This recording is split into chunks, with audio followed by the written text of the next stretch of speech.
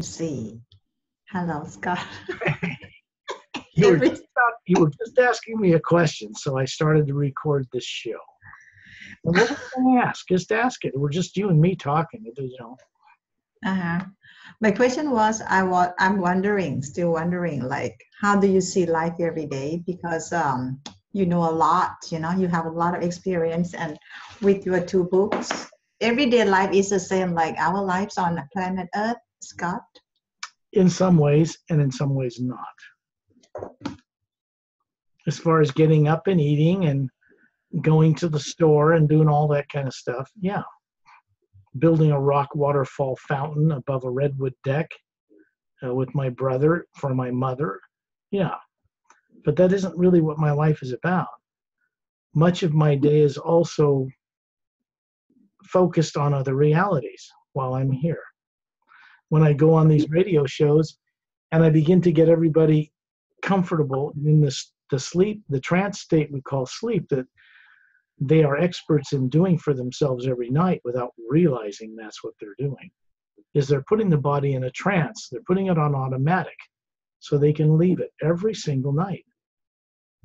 Everybody on Earth leaves their body at night, but they don't have any training from birth on this planet or any encouragement on this planet, certainly not politically or religiously, to remember what it is they do when they're out of their body at night. There's not a religion on this earth that teaches that. Isn't that odd? So is it any wonder that people can have the expertise to know how to put a body on automatic and leave it and not know it? I mean, who puts your body to sleep at night other than you? I don't. And you seem to have no problem putting it to sleep. Oh, I'm going to go to sleep, and then it goes into snores and it goes to sleep, and you're gone. That's the thing about controlling people, to make them unconscious. It doesn't diminish their higher faculties. It doesn't keep them or destroy who they are or their lives they've lived in higher worlds, or when they came from the source originally and started incarnating in bodies and all that as the Atma or the soul. It just covers it up, makes it so it's subconscious instead of conscious. And then people do the same things, but they don't have any advantage of actually being conscious through the process, which would enlighten them. So they stay on Earth, living in something on faith or whatever somebody's told them from outside on Earth about what to believe in, what's true, but they don't provide them with any way to have direct experience. And that's so they can keep being controlled for an entire life till they grow old and die and still don't know what anything's about. And then they go somewhere, whatever they believe maybe.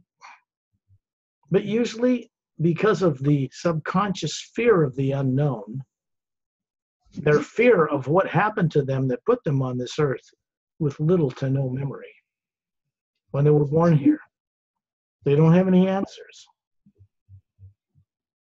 And so they grab onto whatever crosses their path in life. Usually a religion, maybe a guru. Really few and far between that there are gurus on this planet that really know what they're doing. They would be helping people get free. But I see much on this planet with gurus and teachers where what they're doing doesn't have anything to do with getting anybody free. It has a lot to do with aggrandizing and putting on a pedestal and providing money and power and fortune to some of these people who pretend to be doing something for other people in the name of God. Mostly it's nonsense. It's not setting this planet free. It never has. Planet's like it is now with all the religions, and it's still a mess. Why? Because people have nothing but belief. They don't have experience. If they had experience, they would be wise. And they wouldn't run this world this way. Scott, before you continue, I would like to thank you for these 2 books and for Thai people who come to my meetings, okay, with your autograph inside. I sent all of them signed for all those members that were attended there. because I was a couple hours late. Now, when you run these conferences, it's signed, yes, right there, dated. And my name on top. When you run the conferences, I'm there for about an hour via Zoom for the benefit of the people there. Do you run them all day? Is it like 3-4 hours in the morning, then a break for lunch, and then more after? Yeah, afternoon too. So you have like something you do for them during that time when I'm not there. Yes. Okay, I don't know about that part. We got to talk about that so I can learn more about what you do there. But anyway, because I was late and they took a lunch break and they came back, they all realized they were going to be sent these books at my expense, because it was my way of saying, I'm sorry I was late, but there was a reason. Now you're getting all the books and you won't have to buy them, and they'll be signed. Mm-hmm. That was a rare situation, but 22 books got sent over to you, one each for 11 people, including you. Mm-hmm. And you got them today, so I'm glad you got them. Yeah, for those who want to have Atma, as picture I have behind, so they can have your book, Yeah, because it's right on the cover. Yeah. And they can use that like a mandala or like a focus for a contemplation, which is a much more imaginatively active form of meditation, much more dynamic and more advanced than meditation. And as they go through that book and discover the open interdimensional doorways that it represents, because it's not just a book, it's not written to entertain people. It's written to help people recover what they were made to forget before they were born here. And so is the Emerald Doorway, does this as well. In the back of the Sage's agenda, you can hold that up for me, that would be very good. Okay, this one. There is 53 pages or more of special techniques involving the omnipresent first sound behind all creation, the hue, and about the new ray that's woven in the hue that didn't exist in it before a few years ago. And these techniques work with the prologue, one for it, and one separate technique for each of the 29 chapters. So when hidden truth is revealed in those chapters when people are going through it, and they have a question, they have a dream, they come back flying out of their body, or they're on a spaceship, and they want to know what it meant, they can go into that technique for that chapter, read the paragraphs it says to recommend to read, and then follow the instructions and go through a spiritual exercise to recover, and they should do it for a period of days, to recover their own knowing about what that dream or that experience aboard a ship was about and what it's for. Then it becomes their confident knowing, not mine, theirs. So that book, at the end of this journey, has techniques in it as well. It's very unusual. Mm-hmm. There's not another book like it on the earth, I'm sure of that. And beings from other worlds and higher realities and master teachers I know were consultants for me in the writing of it. Can I share my experience from reading this book? Go ahead, sure, of course.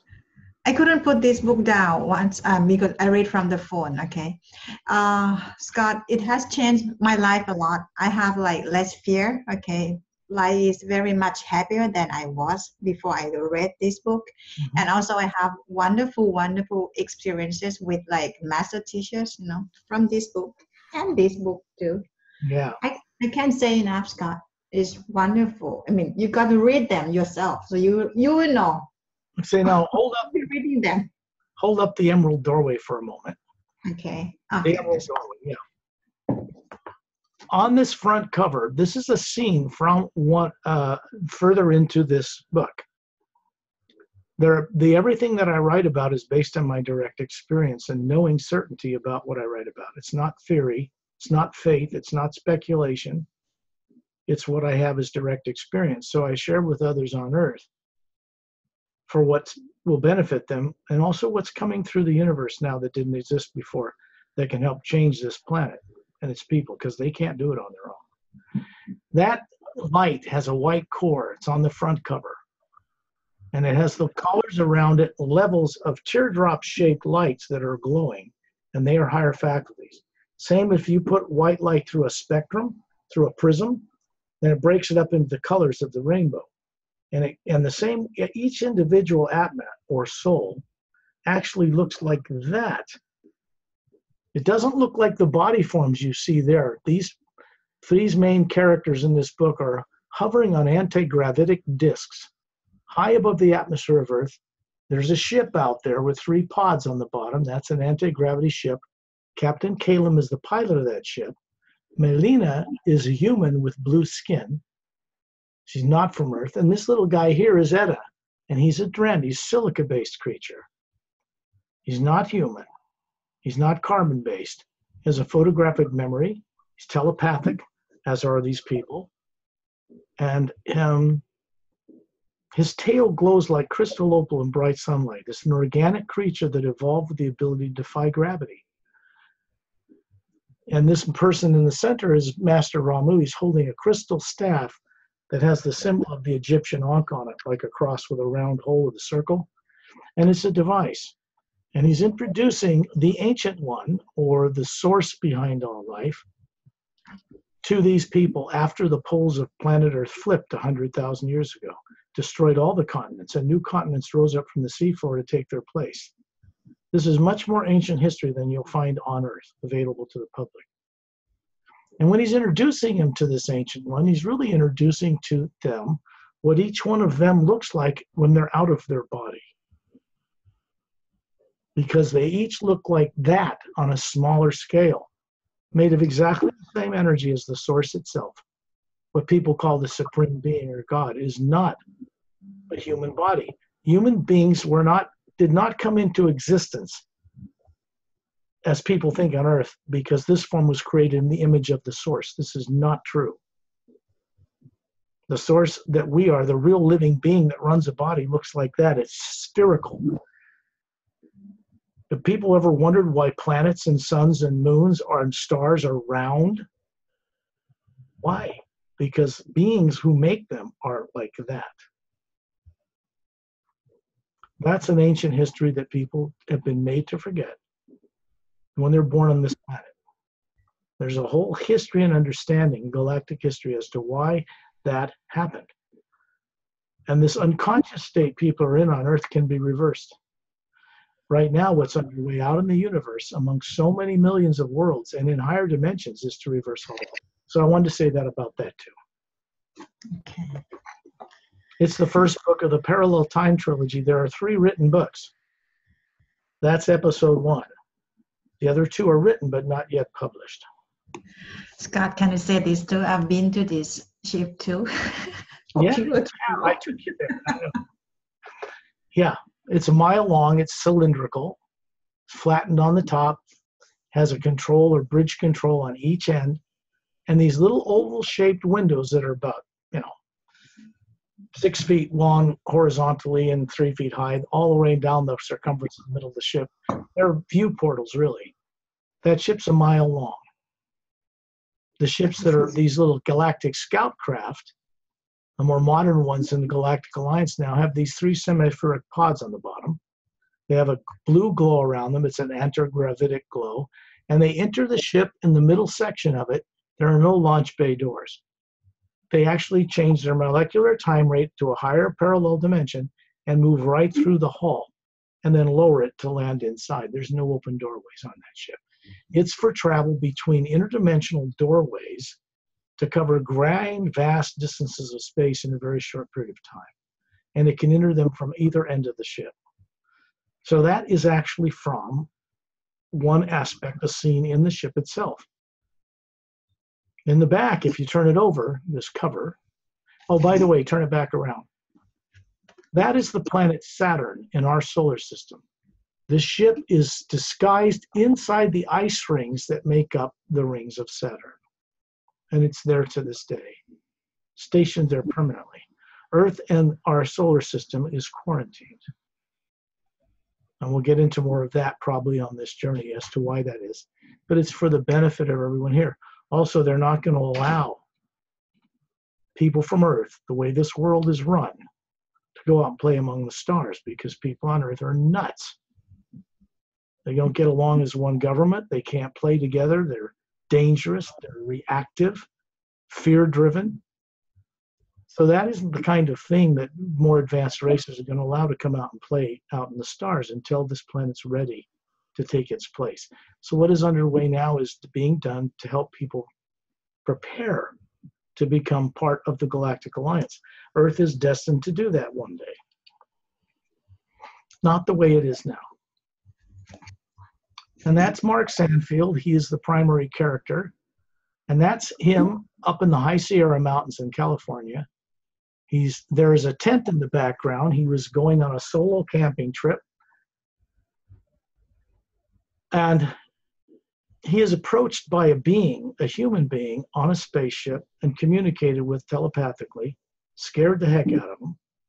But he was very kind and uplifting, and he asked him of permission, of free will, if he could beam him aboard, because this guy, Mark Sandfield, did not know it while he was on Earth, but he was very important to the survival of Earth.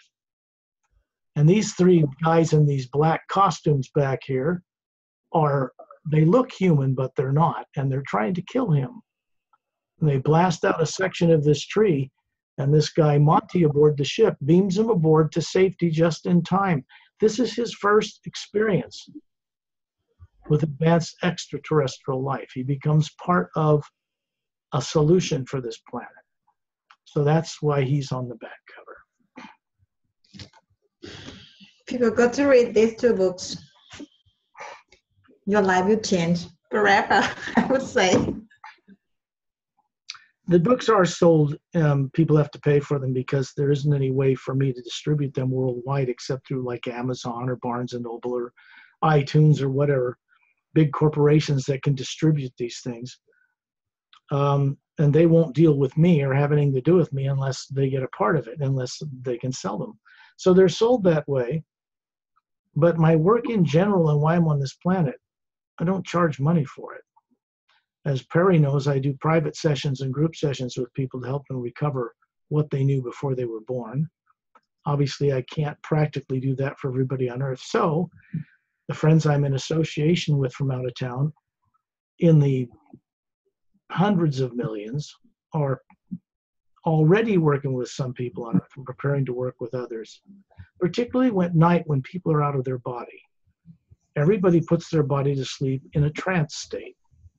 What happens is the being, who they don't remember what they are, will cause the pineal gland in the center of the brain to secrete serotonin, and it'll make melatonin, and it will put the body in the trance state we call sleep.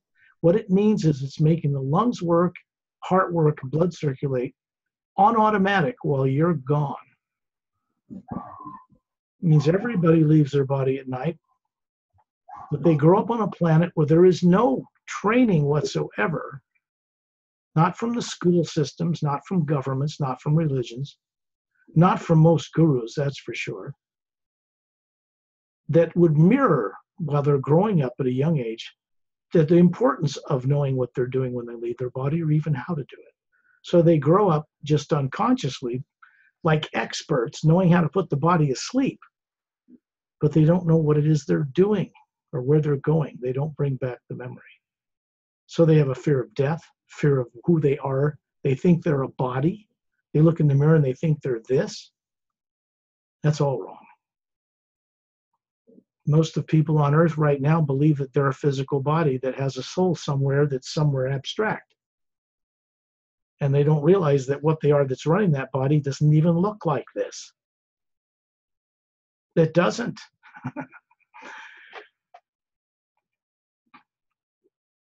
When a human being on Earth crosses paths in one way or another with something or someone or numbers of people that can help them recover, remembering what they are that is a being, a soul, what advanced extraterrestrials from other worlds, kind beings, call Atma. It is a spherical energy that is comprised of the very same energy as the source behind all life, the supreme being, in every way, even the same faculties of creation. But they don't remember this. And it is the spherical aspect of a being that runs a body that is destined to be a co-creator with that source. So the real destiny of a human or human or human being is to be a co-creator with that source. They don't tell you that on Earth, but it's true. Tyrants that have existed out in the universe, although small in number and highly advanced, when they captured certain people, sometimes they would do what's called implantation, of creating a subconscious mind that surrounds a field of energy around the sphere of a being and compel them to enter a body on Earth with no memory. This means that people didn't end up on Earth in any way that they think they did. They think it's normal to be born on a life on Earth and grow up with no memory of what or who they were before they were born. They think that's God's will. It isn't. And it's not normal. They just collectively believe that because they have no answers as to why they became living here with no memory. I know these are just words, but when you have direct experience for yourself about this, when you recover, recall, remember who you really are, then all the wisdom and ability to comprehend the multidimensional universe and the source that supports it comes back into conscious awareness. That's the best way I have of putting it.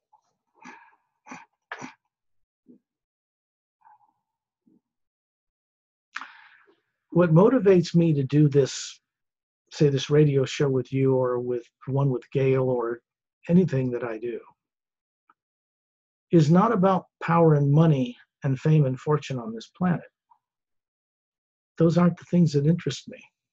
They can come along my way and I can deal with them, but not through an attachment or some kind of possessiveness like they're important or have any real value, because they don't. Energy, any energy that's in the form of money is just energy that's taken on that form.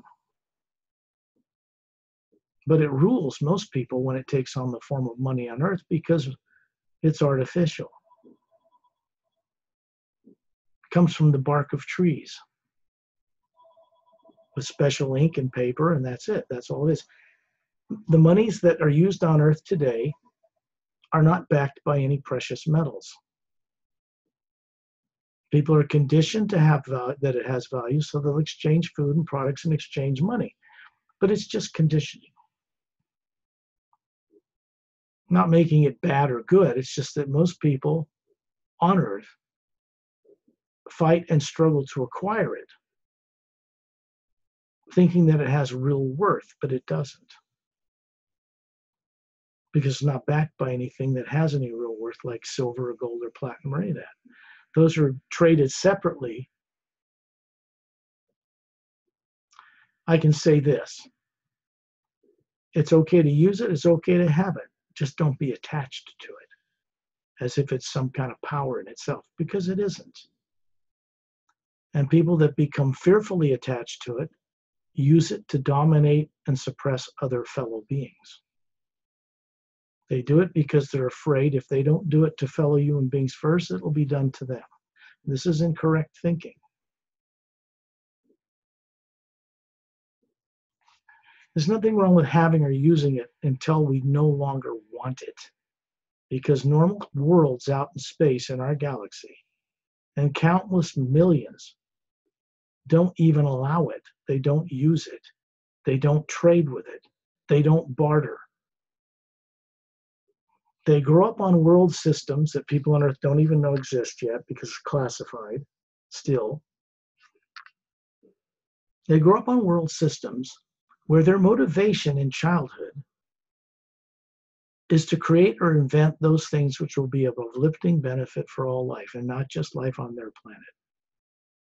For all the planets in a huge, monstrously large organization of world systems. And not just for world systems in this parallel dimension of the physical universe, because there's 144 parallel dimensions in the physical universe alone that more advanced races can travel between, not just from planet to planet, star to star in one. It's huge what's involved here. What has happened out amongst races, out among the stars and in other dimensions and higher realities, and even to the master teachers that teach them, was something unexpected, and it changed their consciousness in some new way that motivates them to start to get involved with planets like Earth that are suppressed. The leaders are suppressed. The Illuminati, the elite are suppressed. They're all manipulated from off planet. The things that we experience on our Earth today, all of the science we have now, any of the advances and tools we use today, were not invented on this Earth, no matter what anybody tells you. They were brought here from other worlds and reverse engineered to make practical products and things for people today on this world. And what they were reverse engineered from are far more advanced than what we have here publicly. And that's good. There's nothing wrong with that.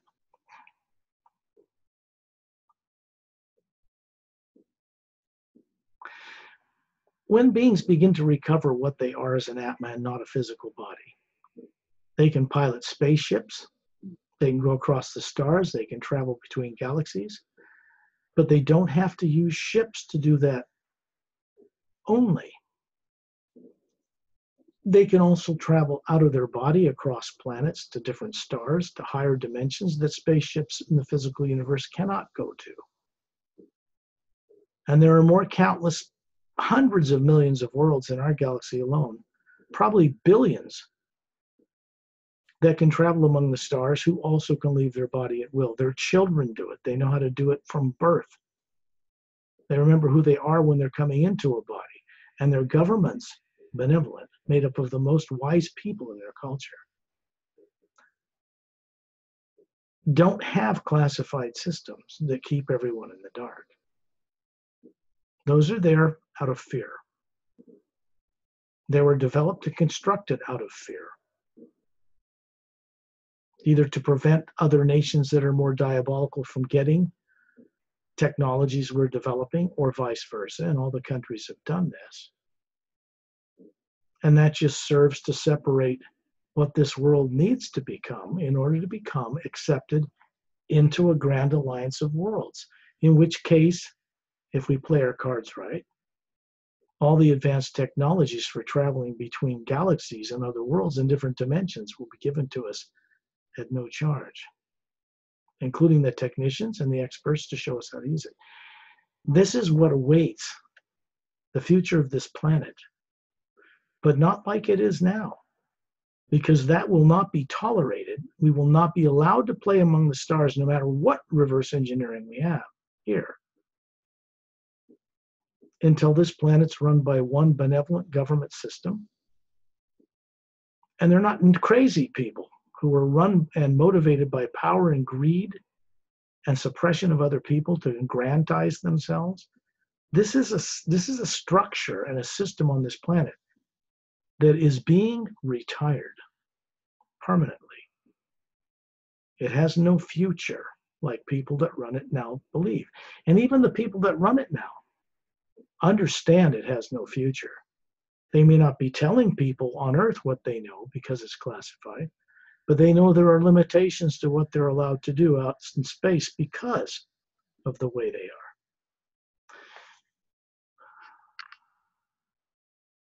are. People from Earth are not going to be allowed to take advanced anti-gravity ship out there with nuclear weapons and more advanced weapons and go out and land on other worlds and start mining resources. That'll never, ever, ever happen.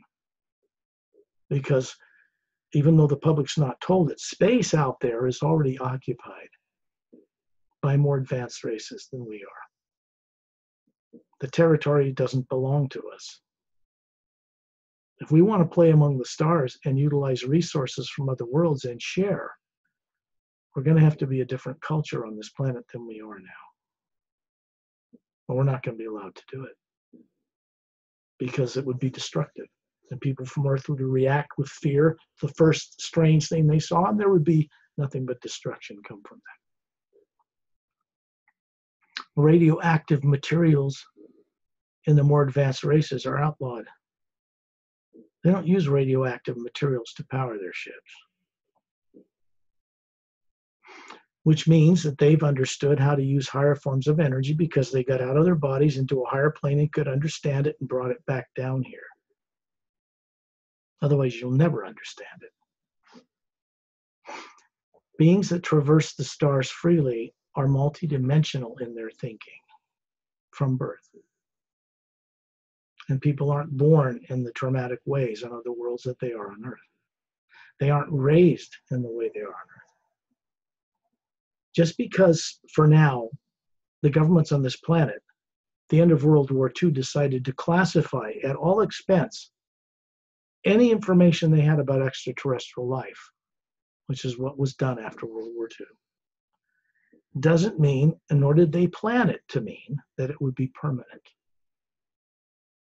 It was designed that they would tell everyone at some point when they felt like people could handle the real wisdom of life beyond Earth and not riot in the streets, because the life that's out there is so much more advanced technologically and spiritually than people on Earth, really.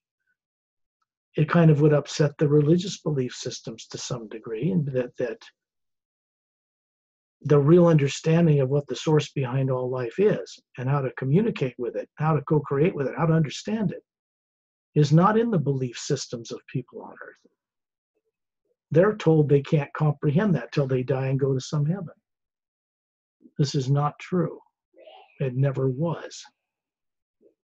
So whoever created that scenario was usually tyrant dictators, emperors and rulers in planet Earth's history that controlled the priestcraft in order to condition people to that way of thinking, to control them. It is not true spirituality. It certainly isn't enlightenment. The only way a being can be enlightened is to know who they are as a being, not a body, and what its relationship is with the source and how to co-create with it. That's it. Truth is true for all, or it's not true at all. And truth, as it's known amongst beings out in the stars and in higher worlds and their master teachers, is true for all of them. They all know it.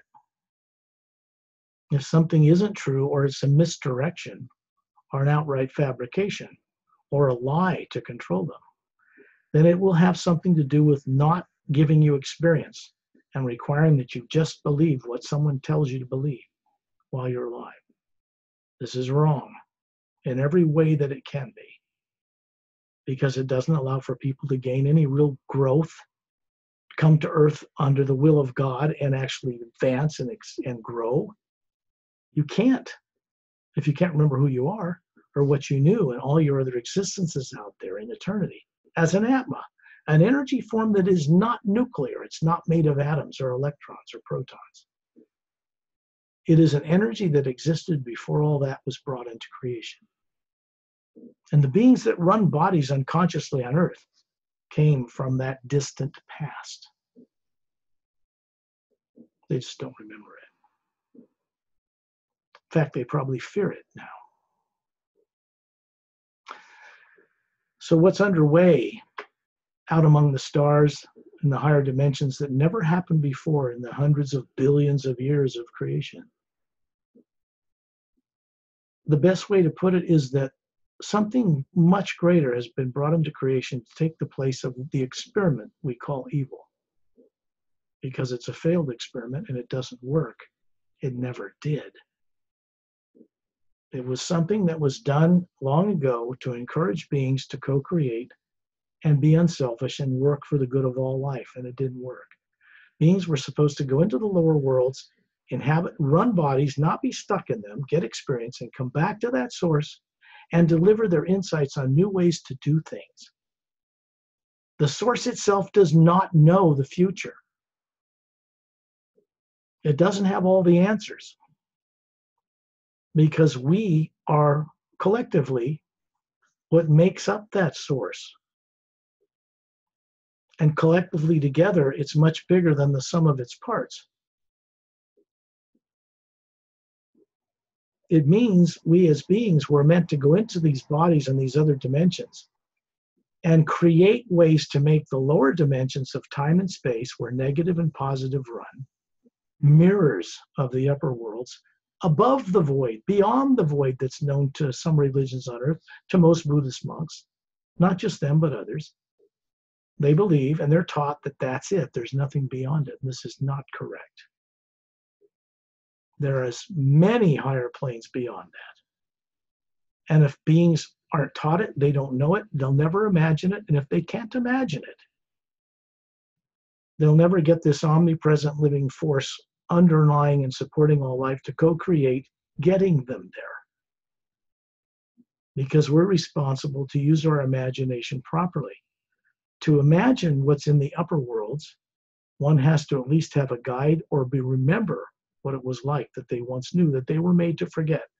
And then they can send that into this hue energy, this first sound behind creation, and it will co-create with them, taking them there. That's how it works. In the earth and on planes in the lower dimensions, people are busy imagining good things for themselves and bad things and fear of the future at the same time. And when they do that, it short circuits their ability as a being and grounds it to the earth. We're not meant to think in a dualistic good and bad way. The Atma itself, the real being that runs a body, is not positive or negative. It is something behind and before those two currents were brought into existence. I work with the hue because it's a primordial sound that a human being can say or sing or even think. First part of the word human, HU, because it sets up a harmonic frequency in the pineal gland in the center of the brain, turns on a switch, and connects that being to the source behind all life directly. There's an energy field running through all of creation, from the higher dimensions through the void, down through the lower dimensions, out into space, out into all worlds, that fills the voids of space, what people on Earth call dark matter. They know even now it's not dark, and that the space between stars and between galaxies, which look black to human eyes, is radiating at a higher frequency. It only looks dark because human eyes can't see it. But it's actually bright white light with a golden tinge running through it. And it's a living presence energy. We are comprised of the same thing as it, as beings. And we can connect into it telepathically, imagine into it, and it will co-create with us. And we can go explore the multidimensional universe while we have a body on Earth. Now, the advantage of that is obvious. While a being's alive in any body on any planet, they can know what they are that is not the body, that doesn't pass away with it. The fear of death goes bye-bye forever. And they begin to really understand why they are in existence. They begin to remember many things they were made to forget.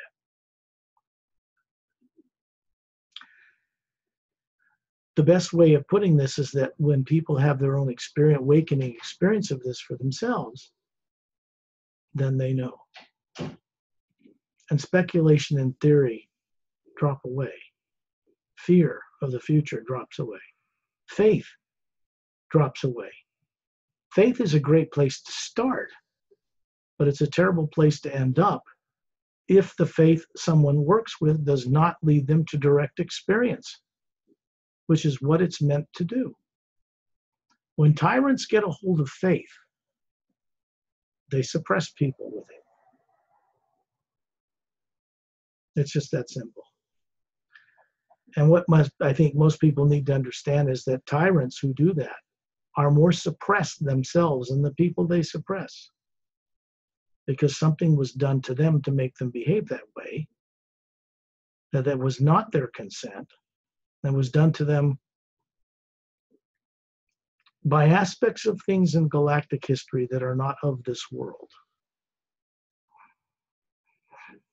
These kinds of things are reversible, even for people on Earth.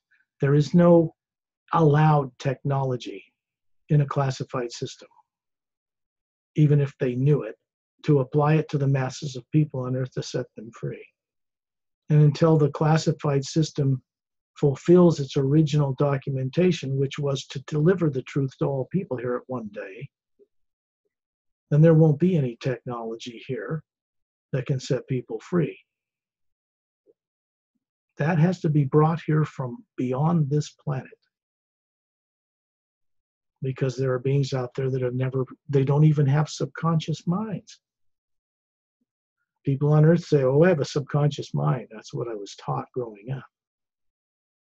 A subconscious mind is an artificially created domain by tyrants into which they can place things and programs to control the nervous system of people on earth. Influences them to feel terror. They don't see or hear what's in that program, they just feel it.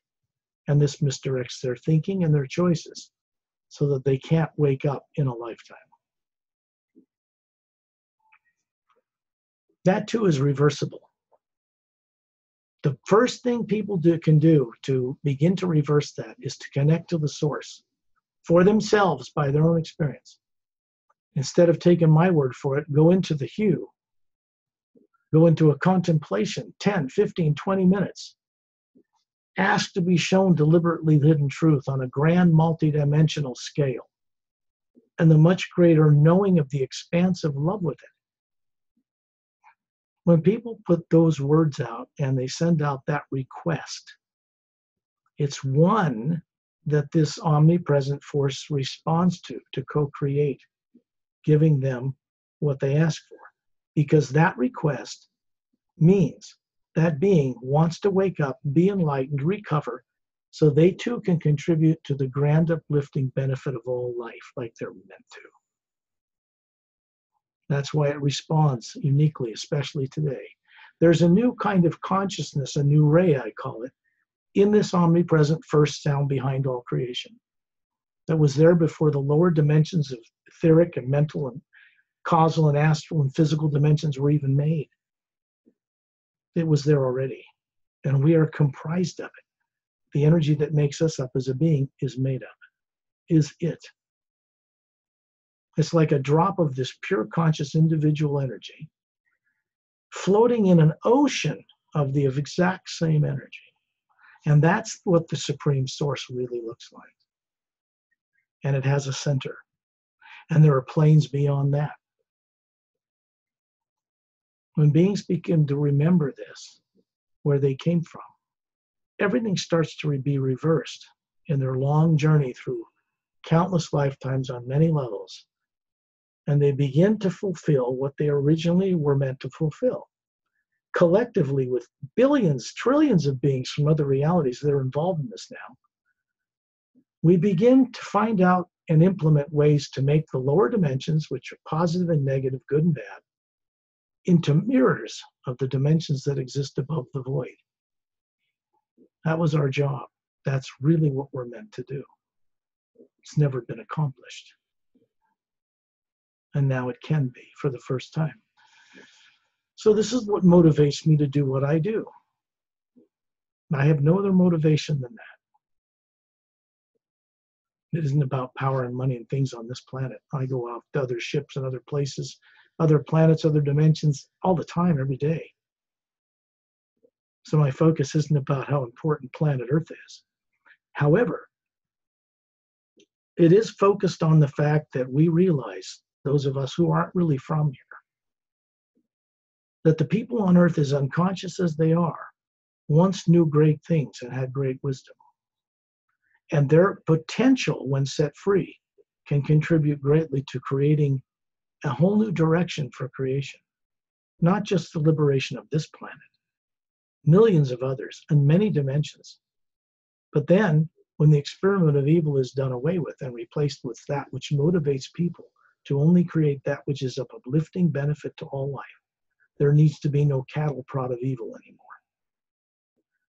And that has been brought into creation.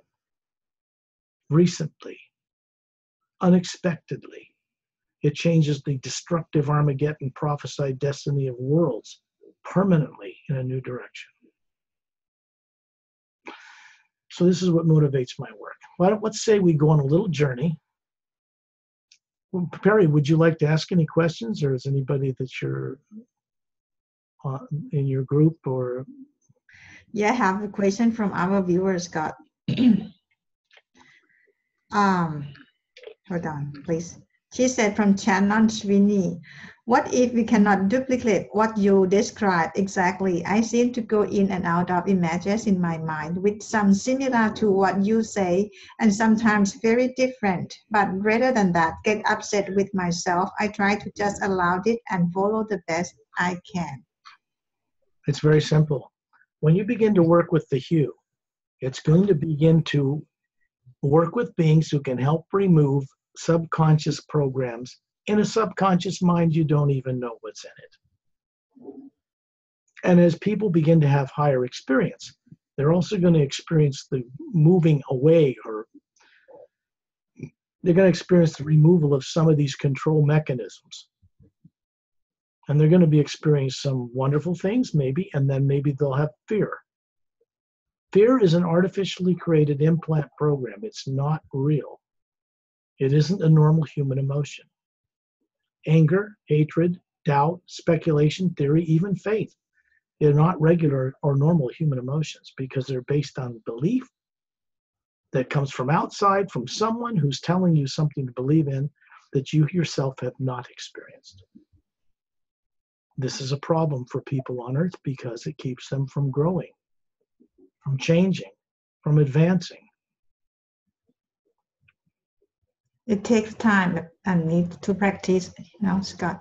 You have to be kind to yourself, because if you start working with the hue, I can tell you this as a fact. There is nothing of any negative nature whatsoever of any kind in the hue. It is not part of positive and negative energies that tyrants use, even those that pretend to be the supreme being, to trap souls and make them reincarnate here in the lower dimensions.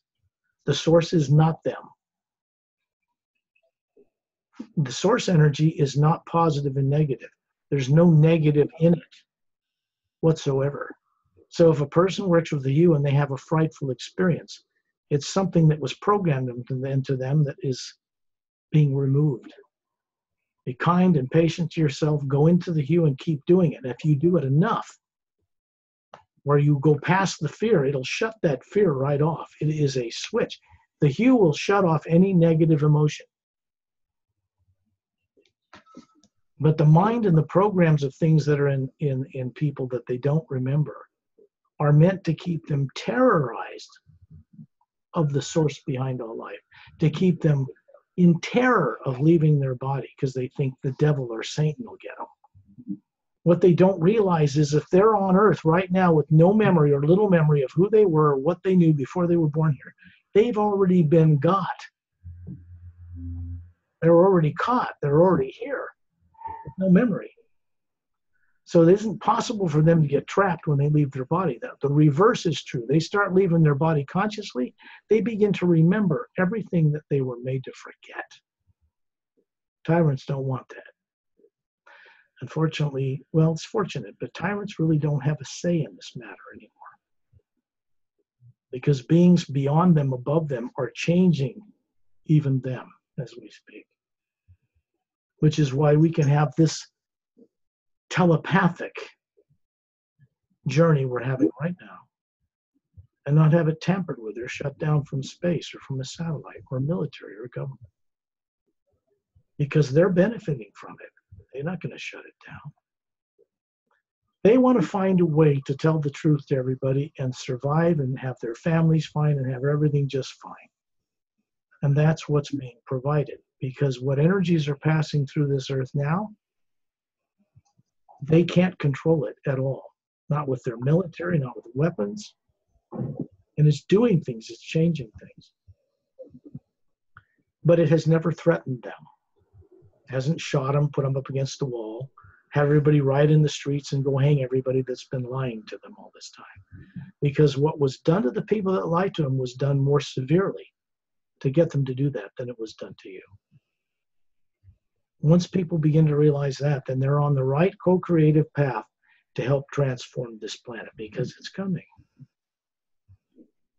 It's underway unexpectedly. And fortunately for the people of this world and other worlds, whether they live today or lose their body tonight, the being that leaves that body is going to be met with kind people from other worlds who still have physical bodies in ships on other planets, but who know how to get out of them and can serve as guides for these people when they get out of their body. Because to them, it's not about the survival of the body in eternity. It's about recalling and recovering and being enlightened as the being that runs a body. That's what survives in eternity. And that is what these beings from other worlds will help them remember. Yeah, Scott, may I say, from my experience, okay, when they keep practicing with Hugh, so at one point, I will know, like after death, like we say, we know like where we go, so we have no fear of no more. Right. If you make enough journeys, and you get guides from other worlds, and they're master teachers too. Master teachers on such a level, people on Earth don't even know they exist or ever existed. They're quite beyond anything that's ever been brought to the public of this planet. And when they were here, they weren't known to the public.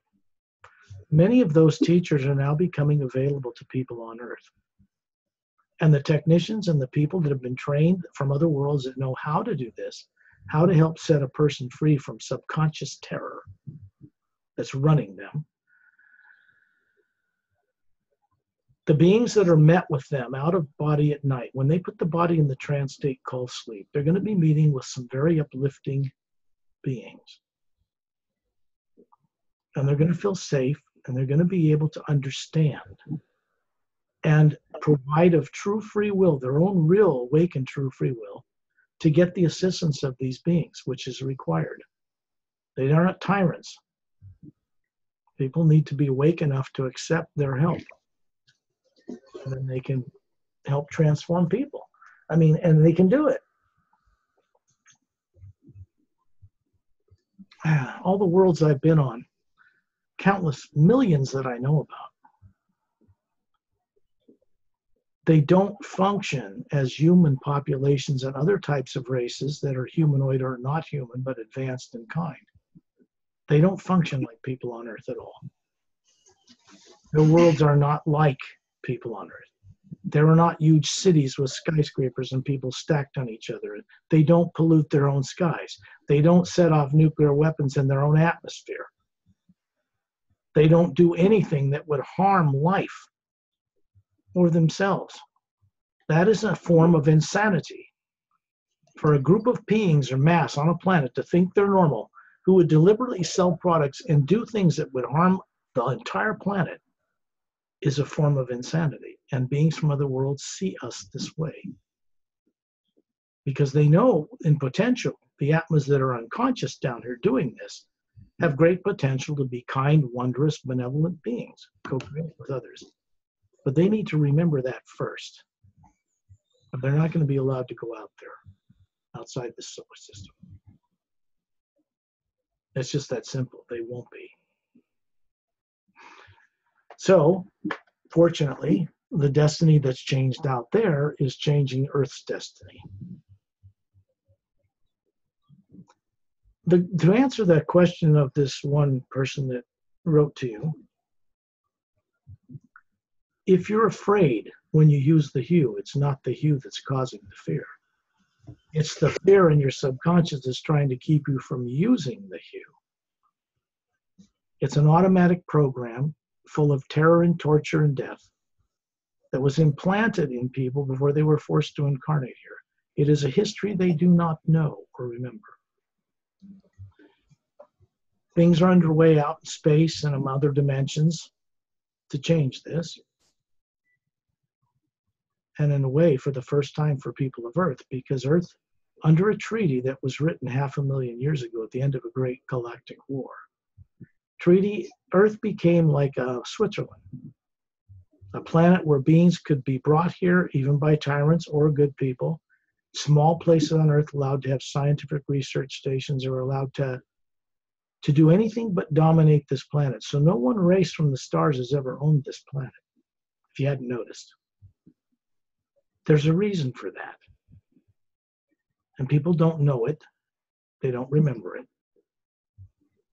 the treaty that was written isn't worth the paper it's written on anymore, because tyrants out in space will sneak here, program leaders here, breaking an off-world treaty just to try to steal resources and control things. And it's been policed, this treaty. And they tried to dominate this world through Hitler and his people. He was being set up to kill off 3/4 of the population of this planet. 500 million is much easier to control when you want to take over a world than 6 billion or more. And of course, as we all know, that did not work. And it wasn't our militaries alone that created the defeat of that kind of thing. There was other beings from other worlds that were involved.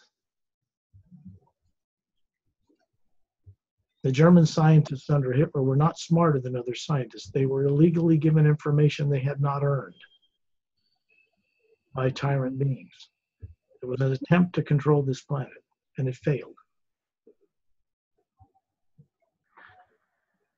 We're not allowed on this planet to set off nuclear bombs in the atmosphere. That's not because of the decision of people on Earth. That's very fortunate for us. We'd all be dead. Because these guys on Earth, as twisted as they've been, as terrorized as they've been, would have most certainly destroyed this planet in nuclear war long ago, if their launch computers had not been shut down from space when they tried to do it. It's like this. Benevolent beings don't want to interfere and run the politics of somebody's planet. But they're not going to allow us to blow up this world and affect hundreds of billions of living and sentient beings, human and otherwise, that exist in parallel dimensions through doorways between dimensions that are on this planet people don't even know exist. We do not have that right. We have never and never will have the right to destroy this planet through our own greed and ignorance, or just because somebody wants a power play. That's an illusion governments use to control people. And it's something they're going to have to give up, and they know it. Because it's not working anymore. I mean, people will still have fear of North Korea or Iran or whatever they set up in the press. But it's not real. The threat is a pretense to divert attention away from who's really running things. I don't say this in any negative way towards people running this world. I'm not their enemy. If they look at the way energies are that are moving out in space in our solar system now and here on the planet, and through beings that contact them, they know that what is taking place is really not a threat to them. But it is something that will change consciousness so this world can take its place among the stars. So it's going to go through some pretty amazing changes. One of the things that will happen on this planet is complete and honest disclosure worldwide about the extraterrestrial issue. When that happens, this world is going to be quite changed very rapidly for everyone's benefit. Everyone and everything that's alive at that time on this planet. And that's not just being done on Earth, mind you. Well, let's get on a little journey. But I don't have to do these during these radio shows, but I think it's beneficial to your listeners if I do. Because if I hadn't come to this world and decided to stay here, none of them would have access to any of this recall or recovery. Something I did voluntarily, of true free will.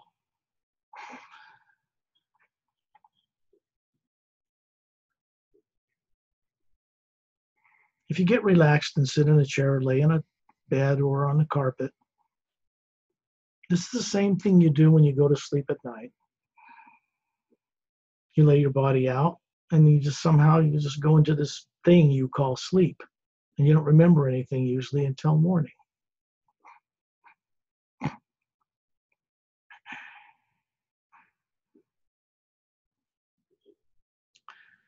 It's easy to imagine what people call daydreaming. It's easy to imagine a butterfly or a waterfall or the ocean or the mountains or a beautiful desert scene or, any one of these things. People do it all the time, just looking out the window, daydreaming. What they don't realize is that the brain and the eyes, when they're looking out the window, or even with their eyes closed, is not what's imagining any of that.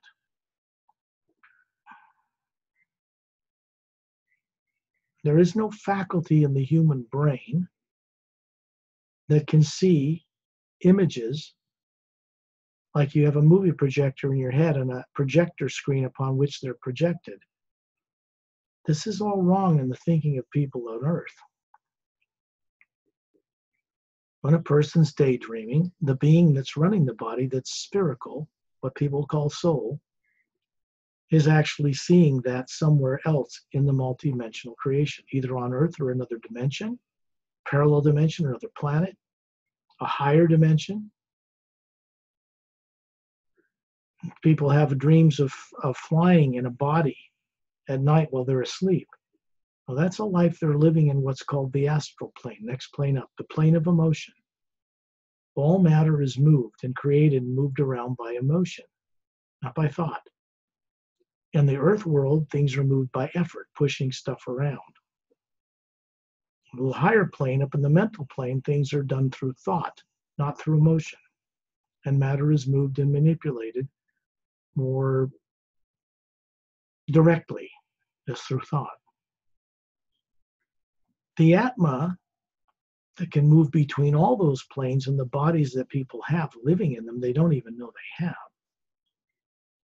can move freely between all the planes, free of the laws of physics, gravity, time, space, black holes, interdimensional doorways, any of it. Because there is a field of energy running through the entire multidimensional creation that comes from the source far, far beyond the void that supports and sustains all life within it. And we are of that energy. So if you imagine a beautiful hummingbird hovering a few feet in front of your face on a spring day by a waterfall, the beautiful weeping willow trees around and a forest in the distance, beautiful air, pure and clean, your bare feet snuggling warm brown moss, smelling the scent of gardenias and lilacs in the air, and something even you can't even put a finger on.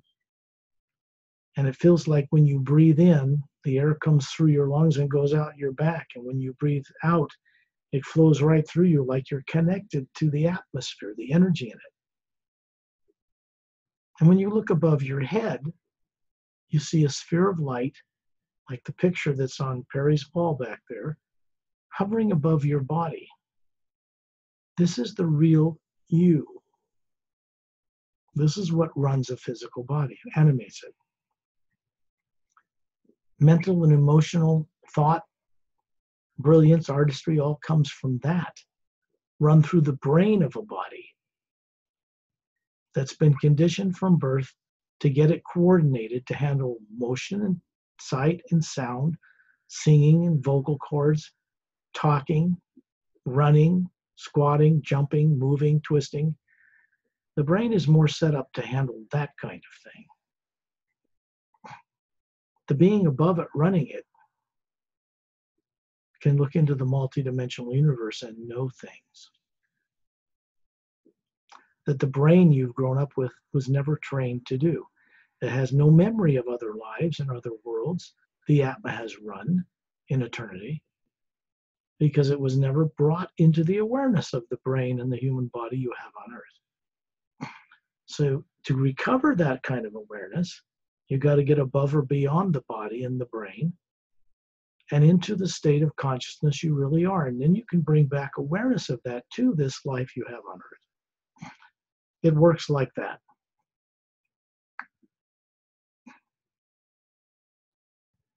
Wherever you are, sitting or lying down, Take several deep breaths and imagine someone you love and respect, you're grateful that they are in your life. It can be a person, place, or thing, but it is important that it's something that when you first imagine it, makes you smile, just kind of naturally.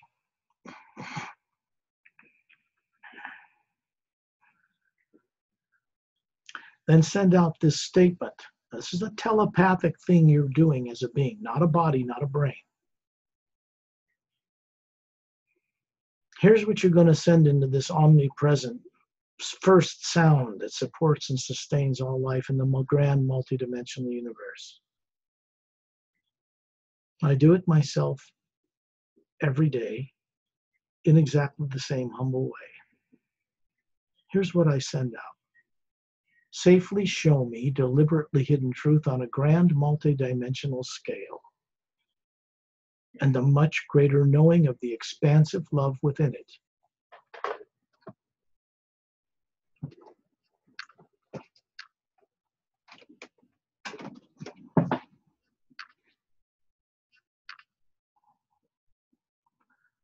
When you do this, you begin to cause the pineal gland to secrete serotonin, makes melatonin. What you're doing while you're listening to my voice, staying conscious though, is you're putting the body in the trance state called sleep. None of you have to wonder about how difficult it is to do this, because it's not difficult. You do it every night anyway when you put the body to sleep. The difference is you stay alert. The body goes into the trance state called sleep, and you leave it and go on a journey for your own benefit, for your own enlightenment. I send out these tones now. It's a telepathic function. It is not psychic. It is telepathic. There is a difference. This function of telepathy between Atmas, between spherical beings, and the source behind all life and those sources in the other higher planes, is not negative and positive. It has no negative in it, and no negative nature can enter into it.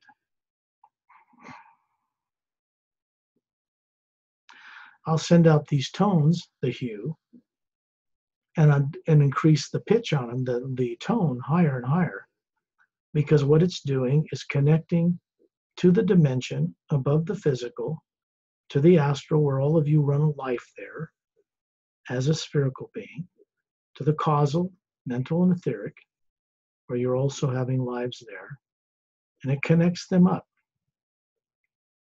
And it shuts down all of the negative subconscious stuff, turns it off like a switch, so that when you get out of your body and go on this journey, you can comprehend and have greater experience. And you'll bring that back to the body when we return, and you'll develop and you'll discover that you have greater command over being reactive to negative things. You have to have your own experience with this. This also creates a doorway. Very advanced, kind beings work with me on this, so that your physical body is protected, safe wherever you are. And then you, the being, moving above the earth world, are protected, so no negative nature or negative beings can come anywhere near what we're doing, and they don't. Period. I'll begin those tones now.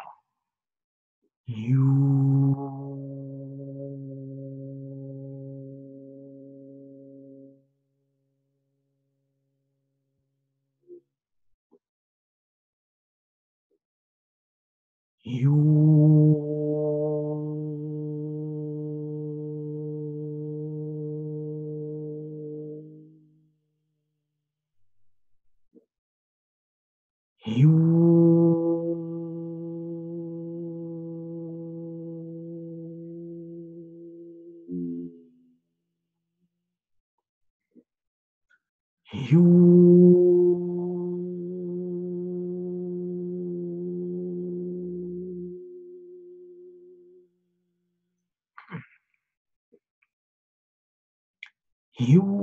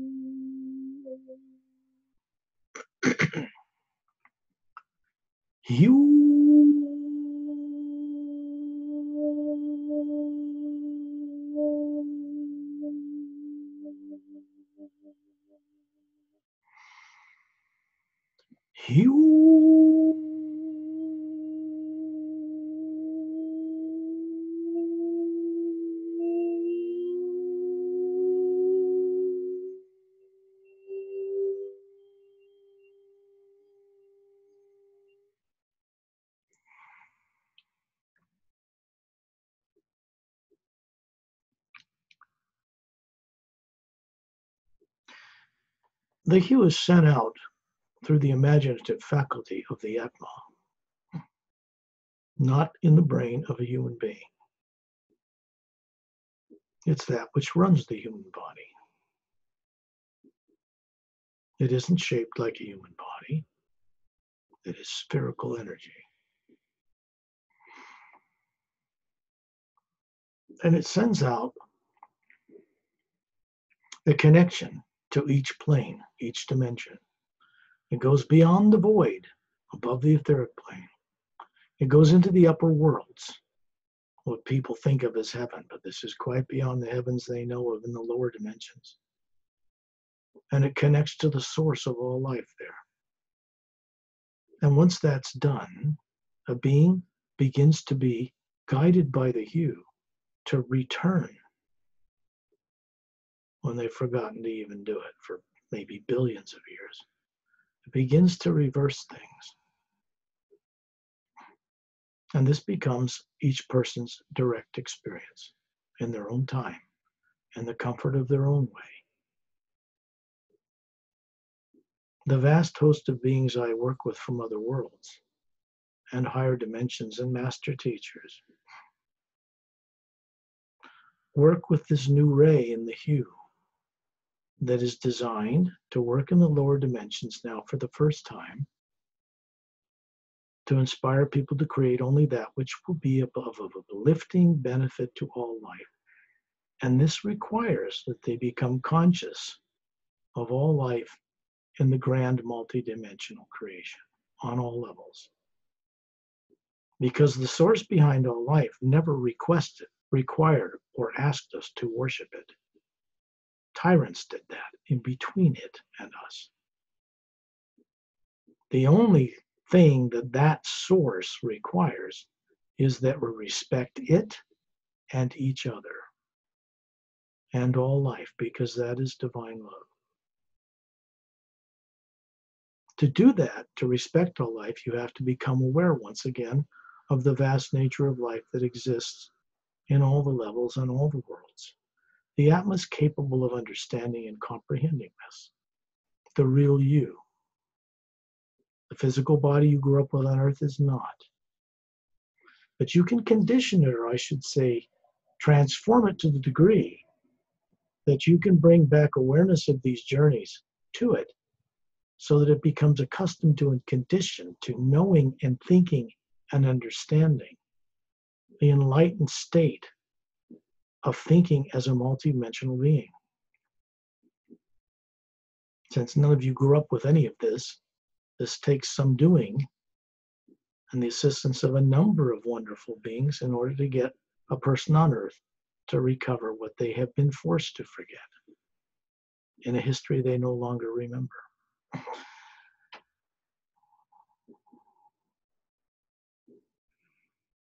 It's easy to imagine a hummingbird. You do it all the time.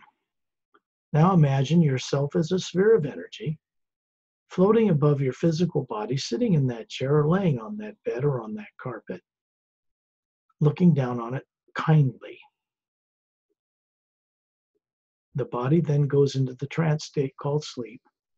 There is an energy connection between you and the pineal gland in the center of the brain that is not a silver cord or a golden cord. It's not breakable. It is a telepathic link between you and your right to run that body. And then you can go on a journey and it will breathe and just be fine while you're gone.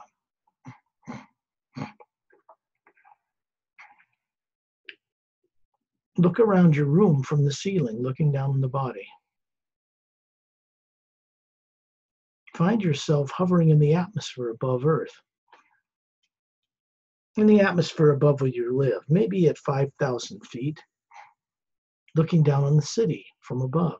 And there you can see your body through the roof of a car or through the roof of wherever you live, sitting there in the trance state called sleep. And you can see an aspect of yourself, a sphere, hovering above it. And yet you're a sphere hovering up in the atmosphere at the same time. When you look around you, you will see several beings approach. Masculine and feminine, man and woman, spherical beings like yourself, very kind. They are from other worlds. Benevolent, kind worlds, very advanced.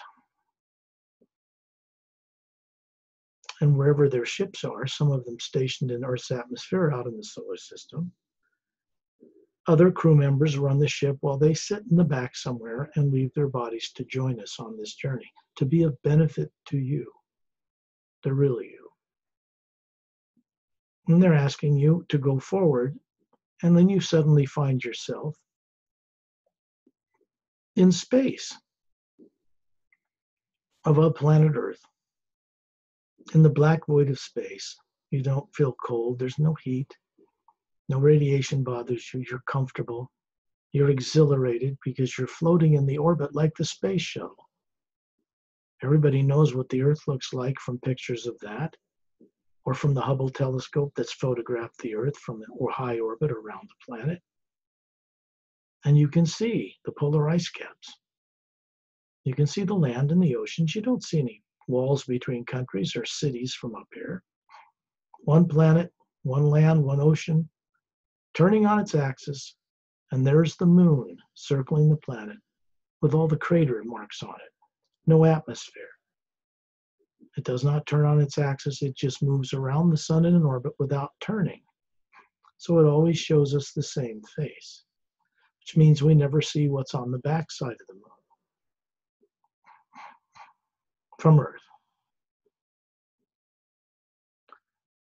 When you look around you in space, because you're the Atma, when you look at this black void that you think is black, it becomes white light with a golden tinge to it.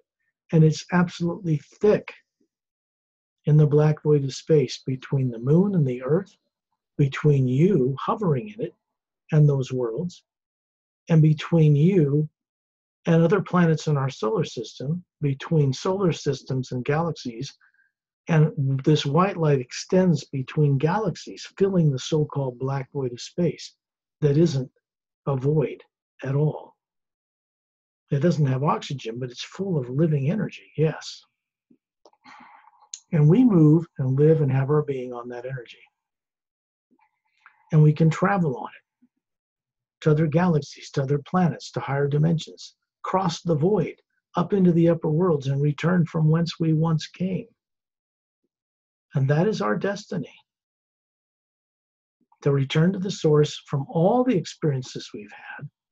And you'll find that as you rise in vibration through the upper worlds, you begin to know something that only you know, that you can contribute to that source that will change everything. This is the purpose for existing as beings.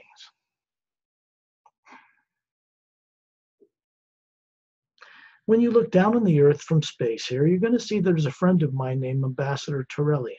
He is one of the more advanced of the race called the Say race, like the book, The Say Race Agenda. In the physical life they had long ago, several billion years ago, they were 18 to 25 feet tall. Human. We get our genomes and our DNA from them originally. The Ceres did not evolve in the Milky Way galaxy or in Andromeda, our nearest neighbor. They evolved further out. And they were instrumental in designing genetic body forms of various types, like human, to be able to handle higher faculties of being, so they could gain experience in different dimensional levels, feel things, sense things, smell things, taste things, tactile, depth, texture, everything, but not be trapped in a body, not suffer from the illusion that they are one. And they help develop bodies in the form we have on Earth more than 1 billion years ago, more than that. And they seeded life like that in other bipedal or upright walking races among the planets on a number of dimensions within the physical and astral universes. One of the few races that could travel freely between them. Because normally a ship, say, very advanced Galactic Alliance ship, can go between 144 parallel dimensions in the physical universe, but it cannot cross the barrier and take that matter, that molecular time rate of matter, into the astral plane. Atmas can go freely between them. The physical matter cannot normally. They brought these different lives they developed on these worlds, these body forms, as advanced scientists that Atmas or souls could run to learn how to be a co-creator with the source. That was the whole point. And they brought them up to spacefaring capability on countless millions of worlds in different galaxies, and then retired into the background to see what we would do with it. I think everybody knows what we've done with it. It's not a pretty picture. They recently returned because of a consciousness change they went through, including a Galactic Alliance Council, 5,000 members that represent more than 450 million spacefaring races in just 1/4 of our Milky Way galaxy.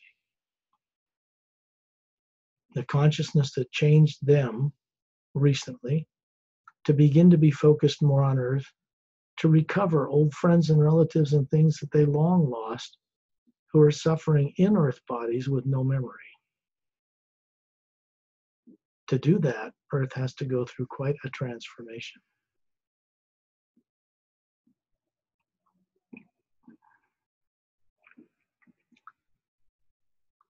Torellian, who's hovering near us, looks like us as a spherical being, and the bunch of us, Perry, myself, and others, are in a circle around him, not because we worship him, but because he serves as a focal point, a way to keep us focused on this journey and not get distracted, so that some good can come from it.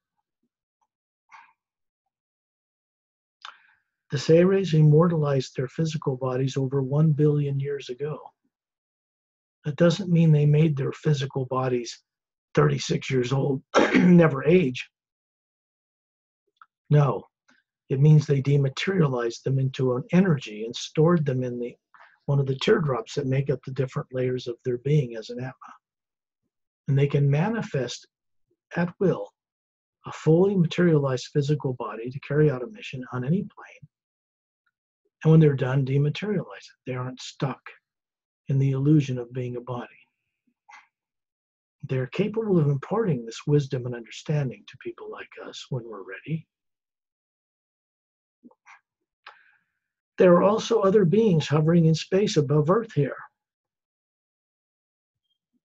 One of them is named Shantial and his wife Tonaltial. Another couple, Dantiam and Lamtiam. They're from the Pleiades area of space, but much further behind it in vast areas of star systems. And they are part of a galactic interdimensional alliance of free worlds that congregates on a planet near the galactic core of this galaxy. 5,000 member representatives represent over 450, probably 500 million worlds. that exist in both the physical dimension you see from a telescope or from the Hubble telescope, but also in 144 parallel dimensions of higher molecular time rate frequency of planes that exist above that. It's big. The more advanced races know how to travel between them, not just between two worlds, but between physical worlds in numbers of, best way to describe it is in this parallel dimension where we live on Earth, all the molecules vibrate at the same time rate. Same as in space, whatever galaxies you'd see out there. In a next parallel dimension up, they vibrate at a little bit faster, finer molecular time rate. These universes exist parallel to each other, and they can be moved between them. The organization of the Galactic Alliance is much bigger than an organization of physical planets in the physical universe people can detect from Earth. It's much bigger than that. When you look down on Earth, floating safely in space with Turellian and myself and Perry and others, perfectly blissful, happy, serene, no fear,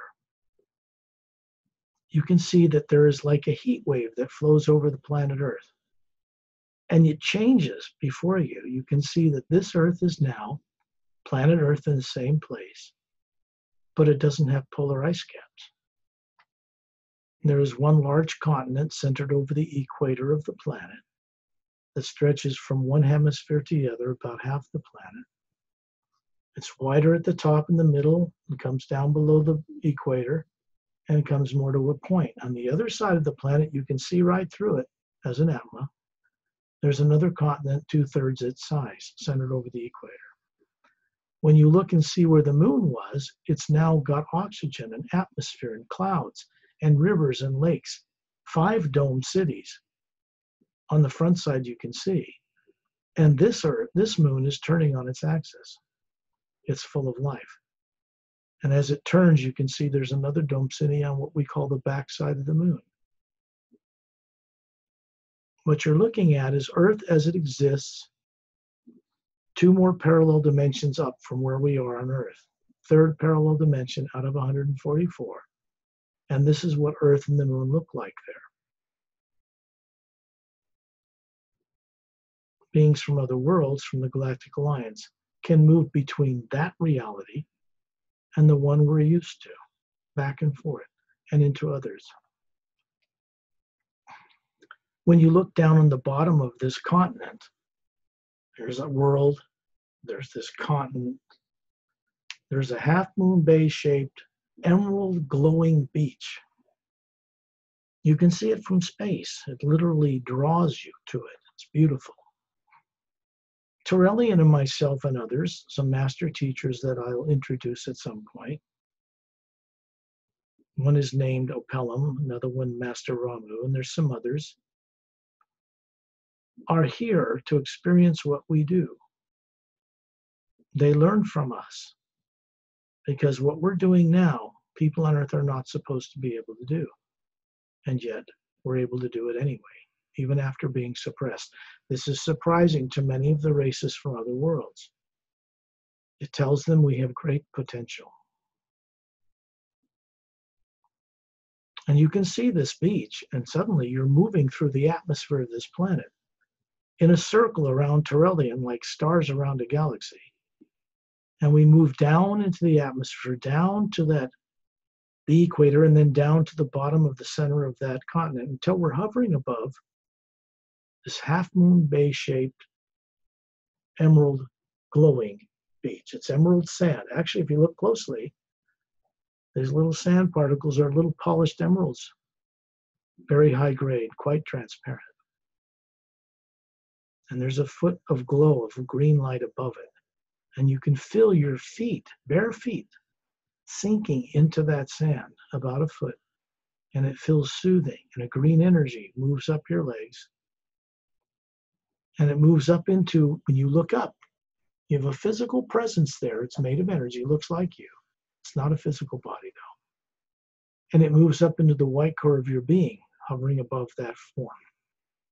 And then it goes out to the green layer of teardrop-shaped lights in the spherical form that you are as a being, and lights up some of those little teardrops here and there.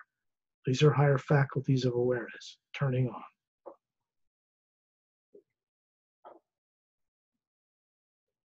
When you look inland from the beach, you'll see a 3-foot wide brown moss path going back about a mile, and giant palm trees and very large prehistoric looking ferns. Very green, very verdant. The sky is blue, oxygen pure.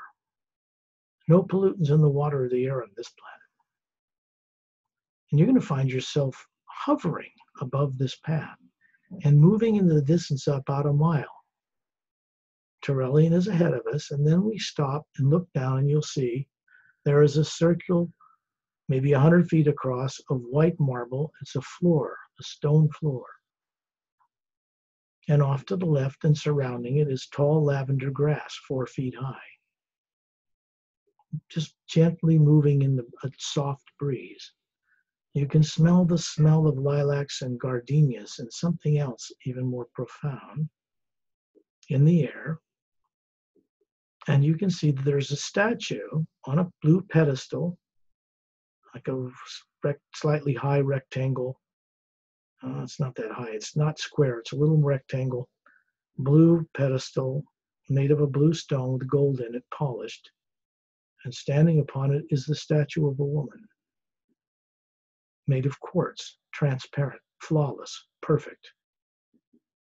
The long white dress, long black, oh, it's not black, it's like, looks like metal, like silver metal, silver. And even though this is quartz, you can feel your hand go up and touch it, and it feels soft.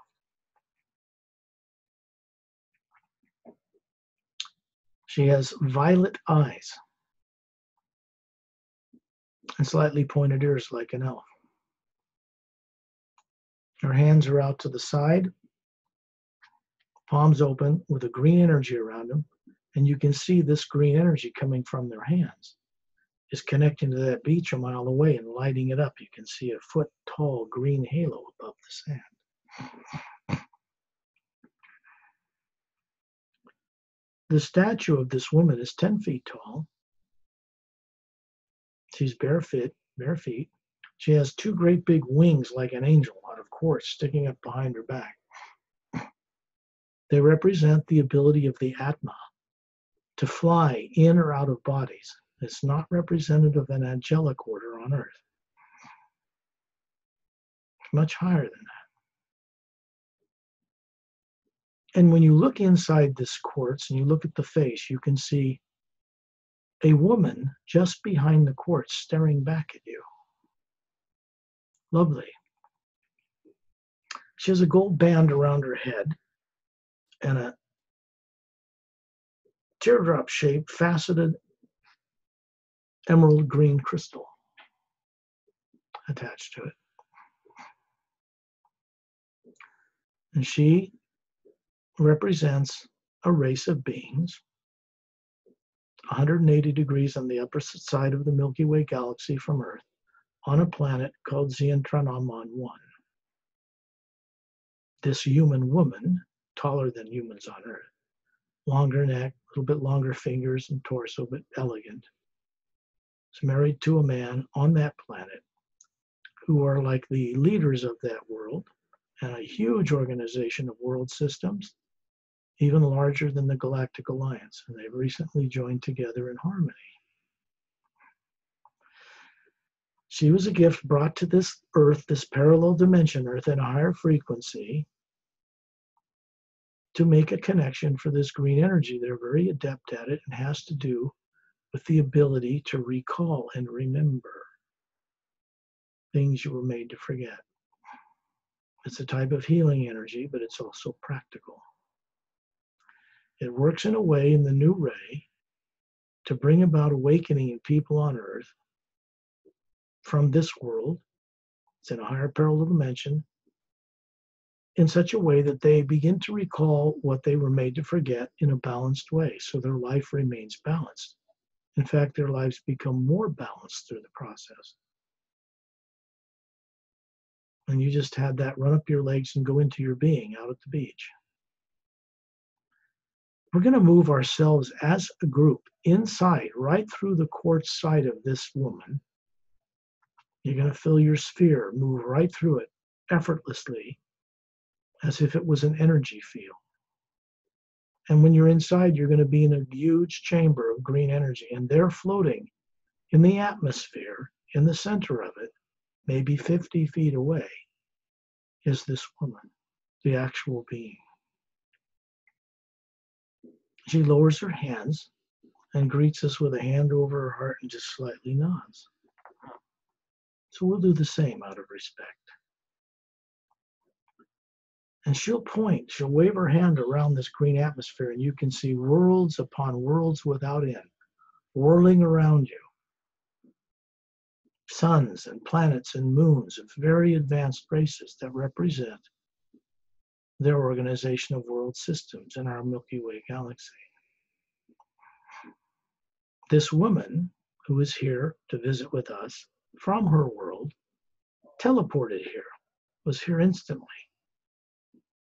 She comes here often, and this statue, this device, this quartz thing that manifests her presence is there to be of uplifting benefit to those who visit, so they can take back something beneficial when they can return to their body. She and her husband have been running bodies like this, physical bodies, for 3.5 million years. They're not like people on Earth. They're right in our galaxy. When the time comes for this classified nonsense to end on this planet, people will become aware of such beings.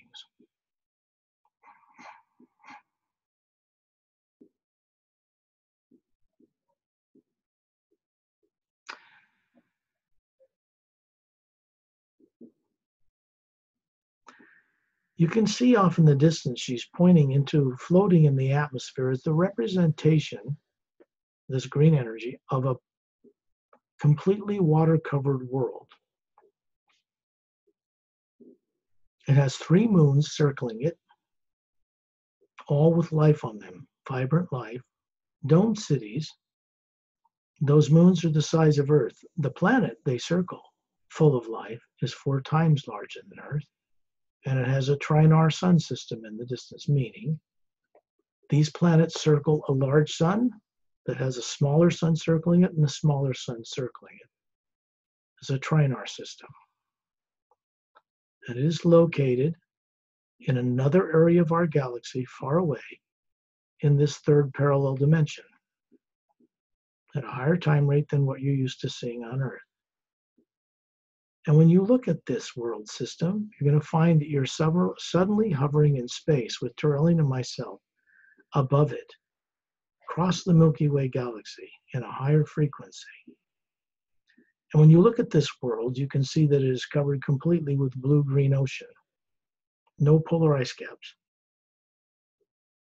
And down on the surface near the equator are large, long islands, several. And we're going to move through this beautiful, pristine atmosphere with white, slightly violet, just kind of pastel violet tinged clouds until we come to hover above a domed city in a clearing near a giant tropical tree setting on the western end of one of the islands.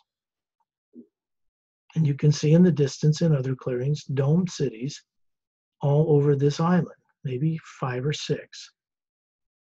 These are quite large because they are covering, these transparent domes are covering 3 golden-sided quartz-capped pyramids set in a triangular position around a long, oval, ivory-colored dome near their base.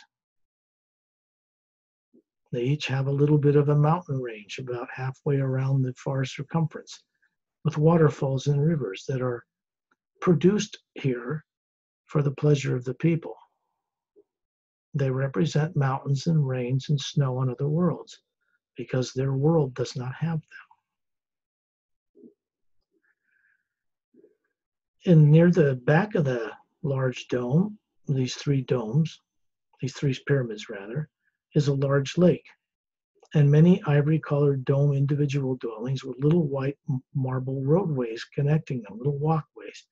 It's a botanical paradise. And you're going to find yourself walking in bare feet on one of these white paths inside that dome. Tyrrellian is hovering above. He's there. I am. And then you can see Tyrrellian manifest a physical form here, standing on the path in the distance. He's 18 feet tall, quite a bit taller than any of us. He's just very peaceful. He has long blonde hair, huge, beautiful, a robin's egg blue eyes, bigger than a human's, slightly pointed ears, simple sandals, ageless, timeless. And then standing on the path before you is a master teacher named Opelum, who is about 6 feet tall, pale blue skin.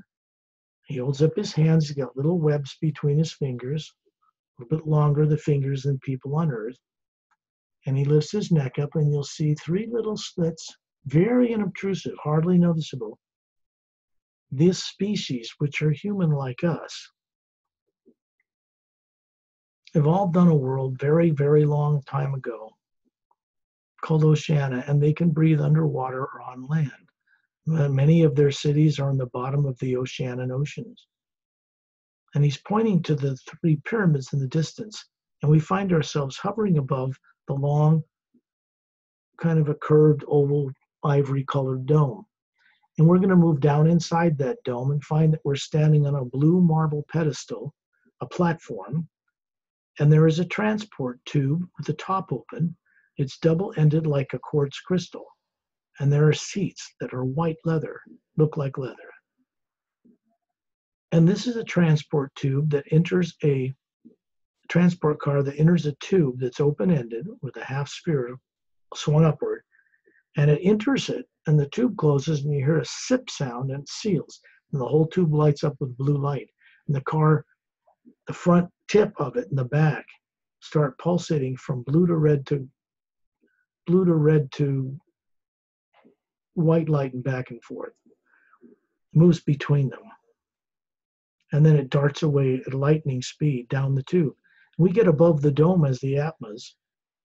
Suddenly above the dome, we see that transport tube goes out to the circumference of the dome of this huge dome, goes into the jungle, connects with another dome, and then one leaves that dome and comes down to the shore and down into the ocean.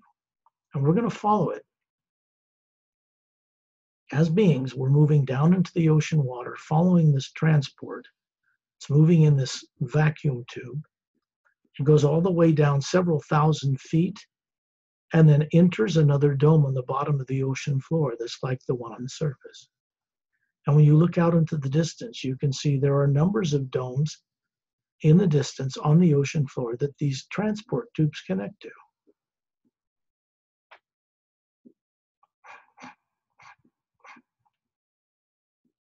There is a race of beings called Drens on this planet.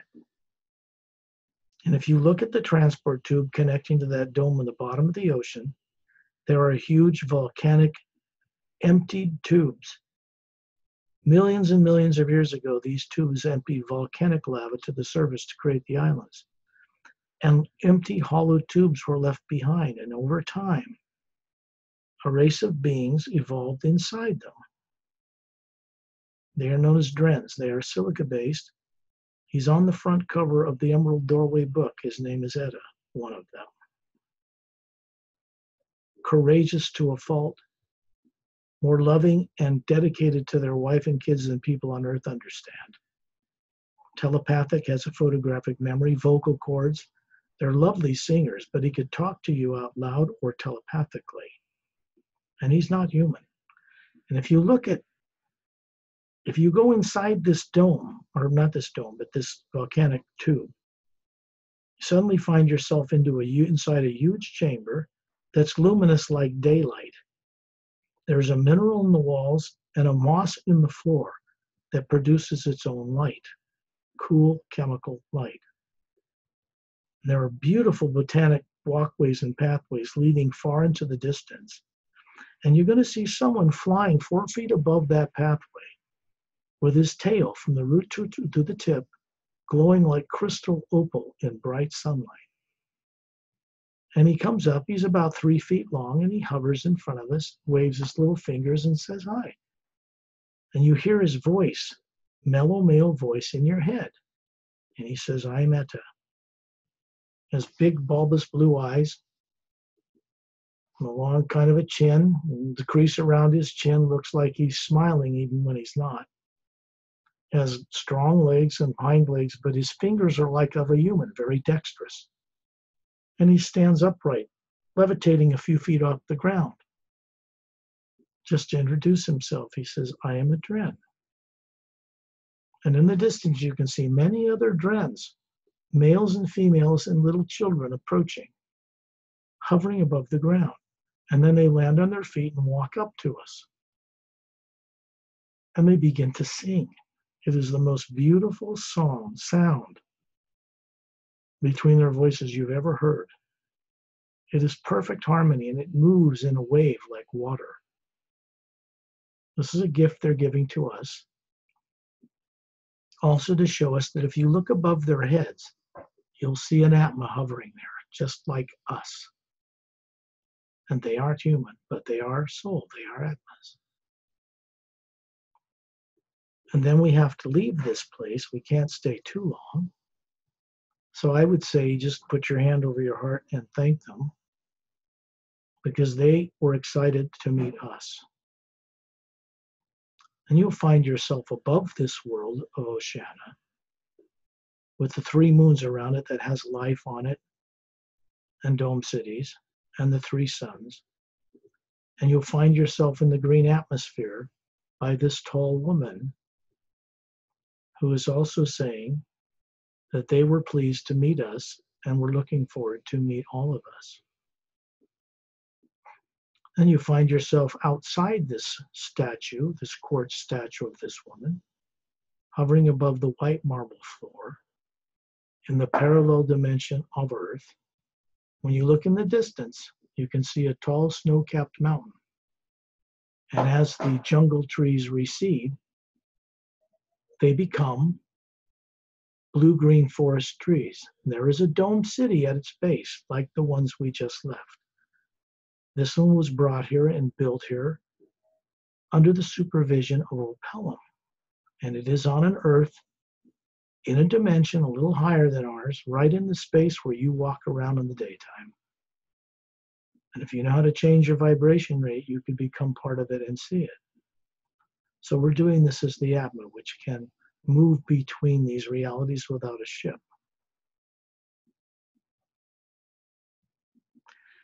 And then you'll hear a tone, a very high sound of the hue.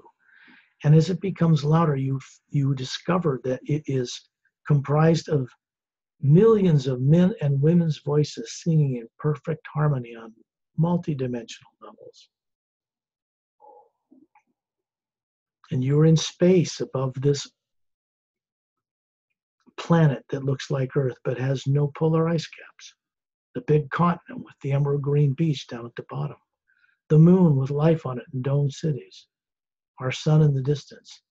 And you hear this sound coming from above you, from space. And it surrounds you in the white field of energy that to a human eyes would look black, but it isn't. And it passes through your being, through the white core, and moves down into the earth world, which suddenly changes and becomes the earth you're used to with the barren, crater-marked moon. And it goes down into 3 pyramids that are stationed now on Earth permanently. 2 in the bottom of Earth's deepest oceans and 1 inside a mountain hidden in the Himalayas. And it lights them up with this sound.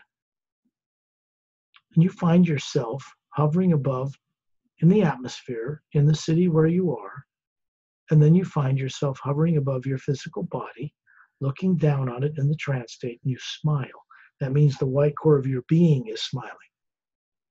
And you gently put a beam of energy down the pineal gland into the brain and out into your electromagnetic field to retain the memory of this experience. And then, when you're ready, open your eyes.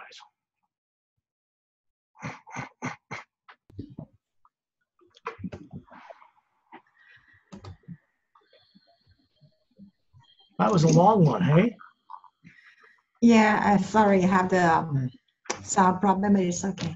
Scott, the first thing, energy is so very, very comfy, comfortable, and very glad to meet friends, old friends again. Well, this is for the benefit for you and the listeners too, of course. Now, the thing is, because this was recorded on my end, the recording's flawless. And your sound was off, so there's no problem with that. So I don't know what you were having on your end. But when you upload it to your YouTube channel, they can play this back or download it and can review this at a time that I would recommend that who's ever listening go through this recording again at a time when they will not be disturbed, nice private place, put some headphones on or someplace, and take an hour, close their eyes, and go on the journey again. When they're refreshed, when they're awake and not at night, that kind of thing. And leave it up to each of them, of course, to determine when that will be. And then they will get a lot more value and benefit from the experience by going through it again. Okay? Yes, okay. Just go on many journeys so you can see like a clearer imagination, nice color, you know, nice picture, and imagination. Very nice. You can see it in real, what I want to say. Thanks, Perry, for hosting this. Takes a lot of courage to do something like this on a planet like Earth. So I'm more than happy to do it with you, of course. I will stop this recording now to bring an end to this session. You and I can chat a bit. So I will say pleasant dreams to everybody. And remember, your dreams are not made up in your brain. They're real. If they come back distorted, it's because you brought fear with you before you went to sleep at night. And that distorts things. So try to send out, like I said at the beginning of this, safely show me deliberately hidden truth on a grand multidimensional scale and the much greater knowing of the expansive love of it. Then you won't have those problems. Good night. Good night.